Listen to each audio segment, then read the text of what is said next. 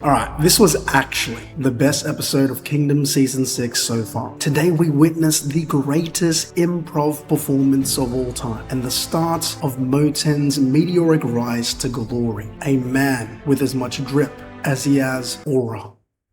Moten's strategy was definitely the highlight of this episode for me, and it all begins with the first part of his plan. Sending messengers throughout the battlefield, Moten chooses to lie about Mako still being alive. This doesn't automatically boost morale, but it does make the previously slumped Mako army at least lift up their heads to look around and confirm for themselves. Smart. This brings us to the second part of his plan, to create two footholds by sending out Shin and Hyou to bulk up the largest remaining unit on each side. Combining these efforts with raising the Mako army flags instead of their own gives the Mako army that one more push, but it's still not enough. This brings us to the third part of his plan. A phrase is needed to light a fire in them. A phrase is needed to bring them back to life. Words that only the Mako army would understand. During their drills that ran from dawn till dusk, during the times that were at their limit, Mako always said these same three words: stand and fight. Epic. Just like that, Moten managed to revive the Mako army. If only it were that easy to win the battle. Restoring morale isn't enough. Now it's time to cook up the rest of his strategy. Moten decides to keep on sending reinforcements to Shin and Hyou, particularly giving Shin more cavalry. At first, that might seem like he's sacrificing his own headquarters since it won't be able to survive a single charge, but that's also part of his plan. The fact that he's an outsider and seamlessly took control is insane. He's so good at warfare that Ten couldn't help but stare at him. Hey, she ain't no better than me. To add on to that, Ten said even Shueisha doesn't know the extent of his talent. That's valid glaze. Moten knew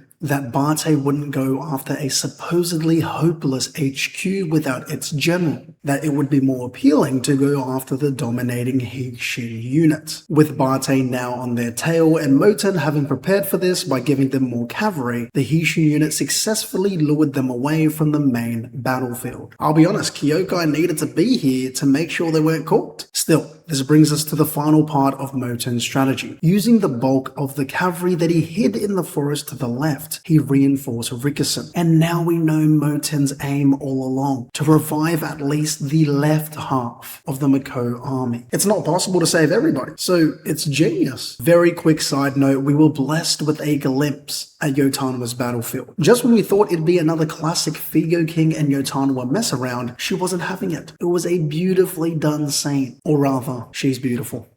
In the manga, they did give us some Baggio action, so that would have been pretty cool to see, but I'm not mad that they didn't go that route. Back to the star of the show, Moten, this is the beginning of his well-deserved glaze. Roboku is furious because he has to redo his entire plan. Killing Mako somehow amounted to nothing. This is a testament to Moten's genius. It isn't shown on screen, but it is implied that Moten was able to drive back Ji Hui, who personally entered the fray. That's impressive. But it already was, with Moten fighting until he lost consciousness at the vanguard. His efforts weren't for nothing. He even surpassed the original goal of his strategy and saved more than half of the Mako army. And so it is no surprise that Osen praises Moten to the point of promoting him to general for the remainder of this campaign. It's official. Wow, he was the first of the trio to reach it. The sight of all the Mako army soldiers kneeling before Moten and honoring him as general was epic. If that wasn't enough, in comes a huge Moten upscale. Osen said that Moten is already at the level required to disrupt him and Roboku. Moten might just be great general level. On a different note, Choga Ryu is finally entering the battlefield. It'll be interesting to see one wing of a previous great heaven of Zhao go to work. The way he explains killing a talented general is so cool. The first way is to create a plan that eventually ends up with executing them in the late game. Exactly what Roboku did to Oki. The second way is to catch them by surprise on the first day before the enemy can get used to your fighting style. That's what Roboku did to Mako and what Choga Ryu plans to do. Gakue tries to tell him it's day 2 tomorrow, but Choga Ryu says, buddy,